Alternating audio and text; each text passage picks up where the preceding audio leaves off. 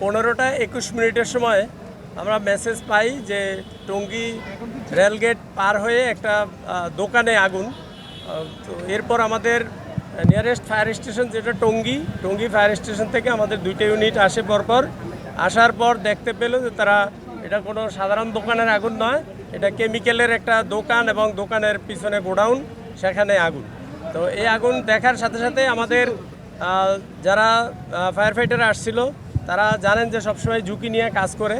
তো ঝুঁকি নিয়ে কাছাকাছি যাওয়ার সাথে সাথেই সেখানে একটা বিস্ফোরণ ঘটছে এবং সেখানে আগুন লেগেছে। তো এরপর আমাদের অন্যান্য টিম যারা কাজ করছে, এখনও কাজ চলছে আমাদের ভিতরে।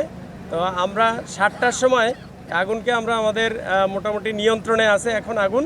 তো যেহেতু কেমিক্যালের আগুন, এটা একবার মনে হচ্ছে যে পুরাই নিয়ন্ত্রণ, আবার মনে হচ্ছে যে আবার আগুন জ্বলবে বা জ্বলছে এরকম।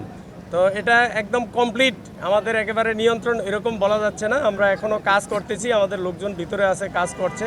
আমরা চেষ্টা করছি আগুনটা সম্পূর্ণ নির্বাপন করার জন্য, বাট এখনও আমরা কমপ্লিট নিয়ন্ত্রণ সেটাও কিন্তু বলতে পারতেছি না, কারণ মাঝে মাঝেই আবার ফ্লেম হচ্ছে, আবার তাপ বাড়ছে, আমরা সেটা কমাচ্ছি। তো এই হলো অবস্থা। আর আমাদের এই কাজ করতে গিয়ে আমাদের 5 জন আহত হয়েছে, তারা 4 জন বার্ন ট্রিটমেন্ট হসপিটালে আছে ঢাকায়। তো সেখানে তারা চিকিৎসাধীন অবস্থায় আছেন। আমাদের মহাপরিচালক মহোদয় সহ আমাদের পরিচালকগণ এবং আমাদের সিনিয়র অফিসাররা ওখানে আছেন, তাদের টেক কেয়ার করা হচ্ছে এবং ডাক্তাররা চেষ্টা করছেন তাদের সুস্থতার জন্য। তো এই হলো মোটামুটি অবস্থা।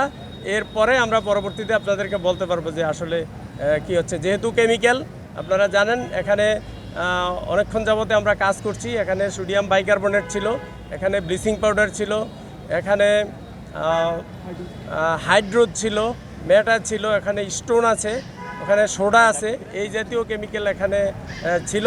তো এই কেমিক্যালগুলা যত্রতত্র যেভাবে সেভাবেই রাখা ছিল। এগুলা যেভাবে রাখার কথা কেমিক্যাল, সেভাবে আসলে এই কেমিক্যালগুলা হাউসকিপিং যাকে বলে, যে গুড হাউসকিপিং, যেভাবে রাখার কথা কেমিক্যাল সেভাবে ছিল না।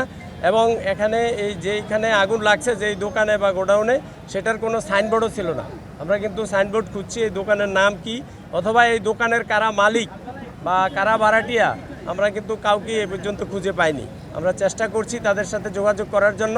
তাদেরকে পেলে, তাদের কাছ থেকে ইনফরমেশন পেলে আমাদের এই অগ্নি নির্বাপন বা নিয়ন্ত্রণের কাজটা অনেক সহজ হবে বা সহজ হতো। এখনও পর্যন্ত আমরা তাদের কাউকে পাইনি, কারণ ভিতরে গোডাউন অনেক পিছনের দিকে।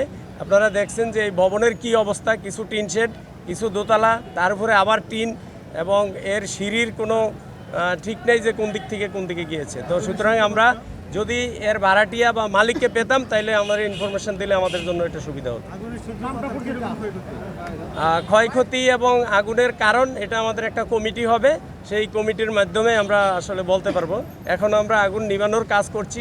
খবরের কাগজ, নিখাত, নির্ভীক, নিরপেক্ষ।